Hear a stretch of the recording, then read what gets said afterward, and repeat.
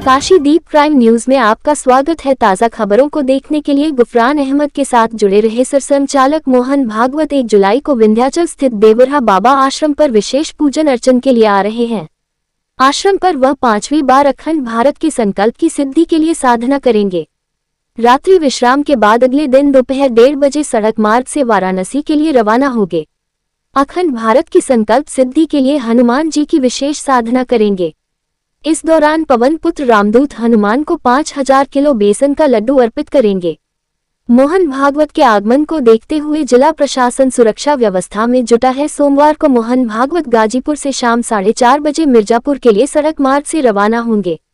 शाम को वह विंध्याचल स्थित श्री हंस देवरहा बाबा आश्रम पहुंचेंगे। हंस देवरहा बाबा के साथ सत्संग के बाद विशेष पूजन में शामिल होंगे। यहां वह रात्रि विश्राम करेंगे। कार्यक्रम को सकुशल संपन्न कराने के लिए मजिस्ट्रेट एवं अधिकारियों की ड्यूटी लगाई गई है। एसडीएम सदर आशाराम वर्मा को सरसंचालक के जनपद की सीमा से आगवानी और विदाई तक के लिए जिम्मेदारी गई है। वो संपूर्ण यातायात एवं फ्लीट व्यवस्था के लिए उत्तरदायी होंगे।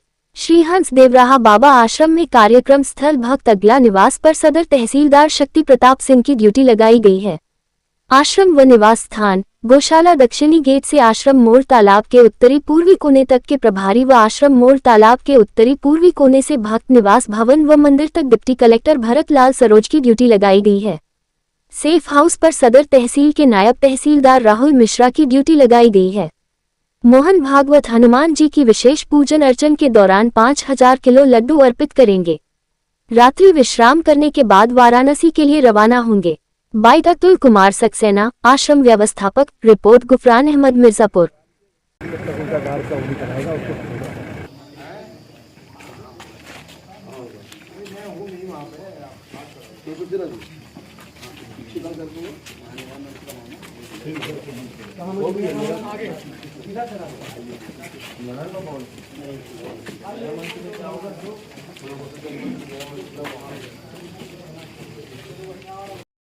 कल शाम में वो आएंगे और उसके बाद हनुमान जी की और ब्रह्म ऋषि श्री देवरहा बाबा जी की पूजा अर्चना होगी मंदिर में, जिस मंदिर का नाम ब्रह्म ऋषि श्री देवरहा बाबा मंच धाम है, जिसमें आप लोग आते रहे हैं। ये इनका 5वां संकल्प दिवस होगा, अनुष्ठान होगा हनुमान जी के सामने। हमारे जो हनुमान जी हैं वो परम शक्तिशाली हैं उस मंदिर के, और वो अखंड भारत के लिए ही कार्य करते हैं। जैसे कई जगह की वो होता है, तो वहाँ के हनुमान जी जो हैं, और लड्डू उनको बहुत प्रिय हैं। बेसन के लड्डू हनुमान जी को बहुत प्रिय हैं। हनुमान जी कोई काल्पनिक नहीं है, हनुमान जी रियल हैं, सूक्ष्म जगत के वो बादशाह हैं, सम्राट हैं। तो ये सारा काम उन्हीं के द्वारा हो रहा है। तो उनसे प्रार्थना करी जाएगी कि अब आप इस कार्य को शीघ्र करवा दीजिए, तो पूजन होगा। कितने लड्डू बनाए जाएंगे? 125 मन में हिसाब लगा लो, 125 गुणा 40 गुणा 30। नहीं, फिर उसके बाद पूजा तो कल हो जाएगी और नेक्स्ट डे वो फिर बाबा जी के पास आएंगे। कल भी आएंगे बाबा जी के पास, अपना आशीर्वाद लेंगे, वार्तालाप होगा और दिशा निर्देश बाबा जी जो देते हैं वो उसको धारण करते हैं और उसी के अनुसार काम करते हैं। बाबा देश की अखंडता के लिए हमेशा आशीर्वाद देते हैं, देश में समता के लिए हमेशा आशीर्वाद देते हैं। बाबा जी से क्या मंत्र लेते हैं कि बार बार वो आते हैं, हमेशा आते हैं यहाँ पर और लड्डू भी चढ़ाते हैं हनुमान जी को? हाँ। क्या बाबा से मंत्र लेके जाते हैं यहाँ से? नहीं, मंत्र यही है कि देखिए, ये लोग तो अपने संस्था की तरफ से वही काम कर रहे हैं और अखंड भारत का बनाने का उनका भी लक्ष्य है। बाबा का तो ये बहुत बड़ा संकल्प है और बाबा एक त्रिकालदर्शी महानतम योगी हैं आजकल विश्व में एकमात्र।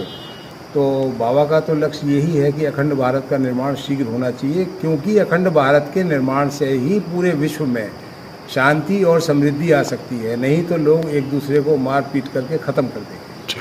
धन्यवाद। तो ये है उसका उद्देश्य।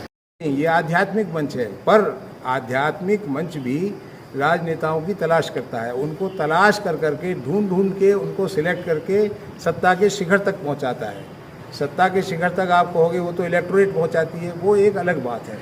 वो देखिए लौकिक जगत की बात है, मगर सूक्ष्म जगत में जो इतने बड़े कार्यों के लिए बहुत कार्यकुशल और बहुत योग्य लोगों को चुनना होता है।